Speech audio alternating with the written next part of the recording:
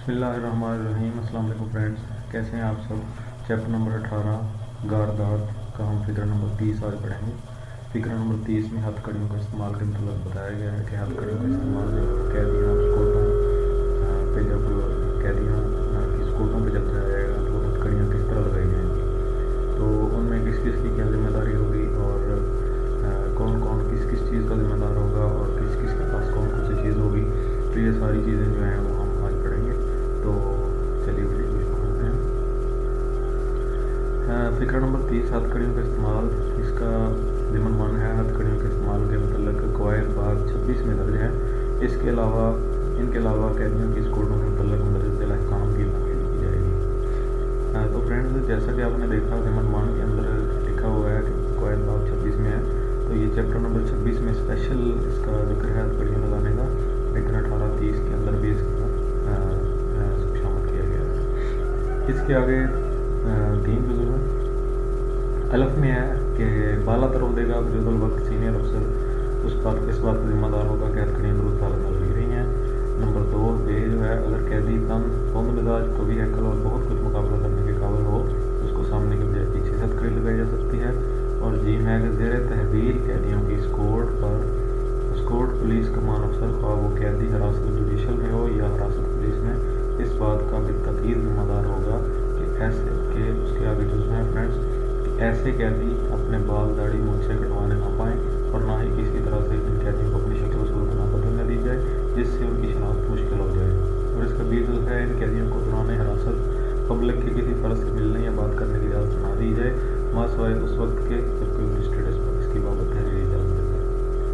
तो फ्रेंड्स, इसके कुछ पार्ट्स और भी हैं, वो मैं साथ ही एक और वीडियो अपलोड करूँगा, उसमें आप देख लीजिएगा, उसके इसका पार्ट भी होगा। तो यहाँ तक हम पढ़ेंगे। तो फ्रेंड्स, इसमें आइए हम इसको डिस्कस करते हैं। इसमें डिस्कशन के लिए फ्रेंड्स ये है कि सबसे पहले तो ये है कि 18-30 क्या है। 18-30 हथकड़ियों का इस्तेमाल है।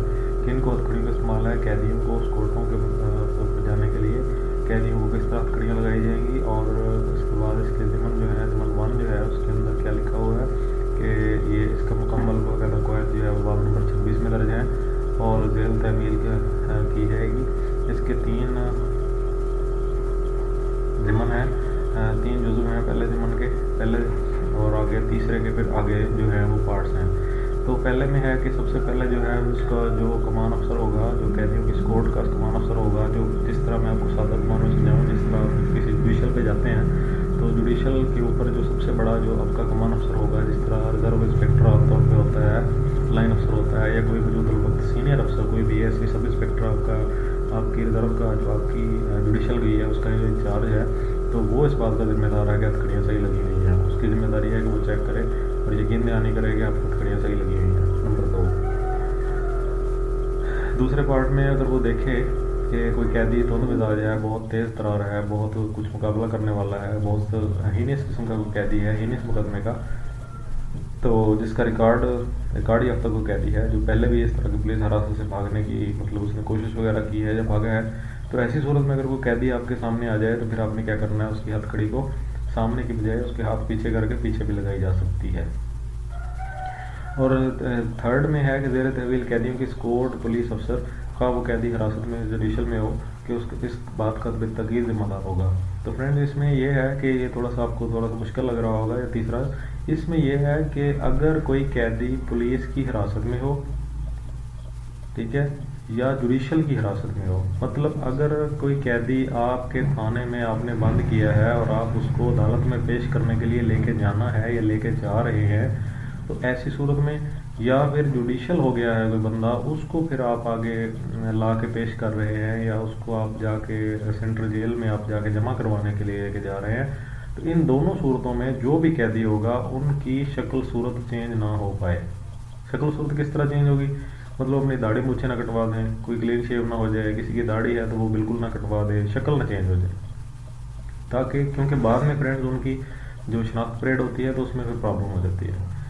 एक पार्ट हो गया। और दूसरा पार्ट ये है कि ऐसे कैदी जो होंगे जो जब हिरासत में होंगे तो उनको किसी से मिलने नहीं दिया जाएगा। जिस तरह आप जानते होंगे जुडिशल के ऊपर जब आप कैदियों को लेकर आते हैं तो उस वक्त अक्सर मतलब आपको ये पैगाम आता है कि नहीं जी किसी से मुलाकात नहीं करने देनी, मुलाकात नहीं करने देनी। तो यही पुलिस रूल हमारा कहता है, 1830 के अंदर ये जिक्र है कि किसी पब्लिक के फ़र्द को किसी भी कैदी से मिलने की इजाज़त ना दी जाएगी।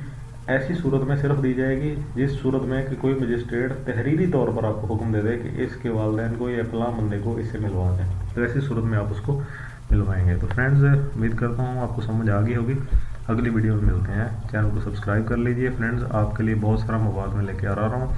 और बेल के आइकन को प्रेस करके ऑल पे कर दीजिए ताकि हर वीडियो आपको फ़ौरन मिल सके। इजाज़त दीजिए, अल्लाह हाफ़िज़।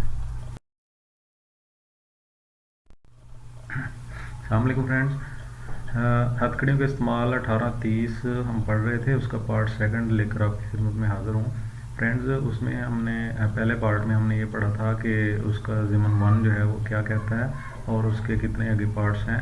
तो ज़िमन 1 के अंदर हमने पढ़ा था कि मैं आपको थोड़ा सा रिवाइज़ करवा दूँ कि इसके मतलब हथकड़ियों के इस्तेमाल के मतलब बाकायदा जो कवायद हैं वो बाब नंबर 26 के अंदर मौजूद हैं।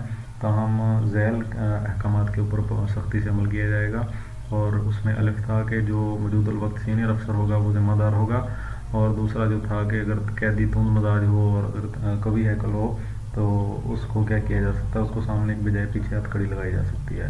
तो फ्रेंड्स, उसमें हमने जीम भी पढ़ा था जो आपको सामने नज़र आ रहा है। तो ये जीम वाला जुज़ जो है वो मैं आगे इसके साथ लेकर आ गया हूँ, क्योंकि थोड़ा सा इसमें थोड़ी सी चीज़ आपको मतलब थोड़ी सी हेजिटेशन होगी कि पता नहीं आगे क्या होने वाला है, क्योंकि आगे सिर्फ ये आखिरी जो पार्ट था दाल था वो सिर्फ बच गया था। मैंने ऐसे सोचा कि मैं जीम जुज़ को यहाँ ले आऊँ, तो मैं उसको दोबारा रिवाइज़ करने के लिए और साथ आपको थोड़ा सा बताने के लिए यहाँ ले आया हूँ। तो आगे हमने ये पढ़ा था कि ज़ेर तहवील कैदियों की स्कोट और कमान अफसर ख्वाह वो कैदी जुडिशल हालत में हों या पुलिस की ज़ेर हिरासत हों, तो उसका इस बात का जो इंचार्ज है कमान अफसर है वो ज़िम्मेदार होगा कि वो अपनी दाढ़ी मूछे बाल वगैरह ना कटवाने पाएँ और उनकी अपनी शनाख्त को चेंज नहीं करने दिया जाएगा, क्योंकि उनकी शनाख्त जो है वो मुश्किल हो जाती है।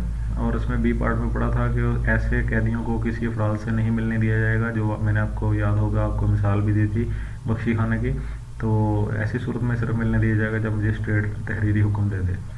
ठीक है फ्रेंड्स, एक चीज़ आप जहन में रख लें, कोई भी पुलिस अफसर किसी भी काम करने को अगर कोर्ट कहे आपको कि फ़लाँ ये काम कर दें, ये बात पल्ले बांध लें। अगर कोर्ट आपसे कहे, आप मौजूदा वक्त सीनियर अफसर हैं या जूनियर अफसर हैं, कोर्ट में आए हैं, तो कोर्ट आपको हुक्म दे दे कि चलो इस कैदी को खोल दो, तो आपने उस वक्त तक उस पर अमल नहीं करना जब तक तहरीरी हुक्म ना हो। तहरीरी हुक्म जो है वो हैसियत रखता है, जो ज़ुबानी हुक्म है वो कोई हैसियत नहीं रखता। तो आप इस बारे में अपने सीनियर से भी डिस्कस करके देख लीजिएगा।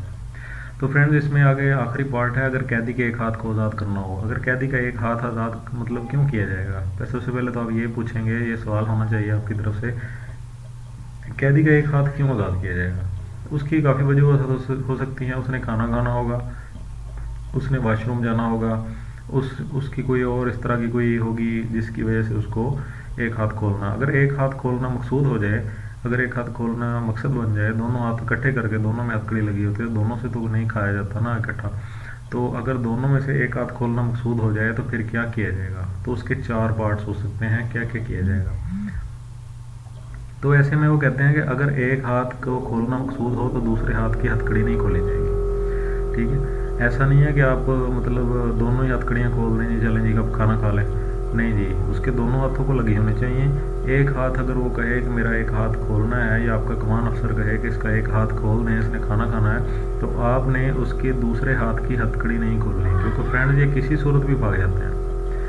दूसरी चीज़ है कि वो काफ़ी एहतियात बरती जाएगी कि कैदी फरार ना हो जाए। तीसरी चीज़ है कि कैदी के एक हाथ का आज़ाद करना खा वो किसी भी अफसर के लिए हो, किसी भी गर्ज के लिए हो, इंचार्ज अफसर की जिम्मेदारी पे होगा।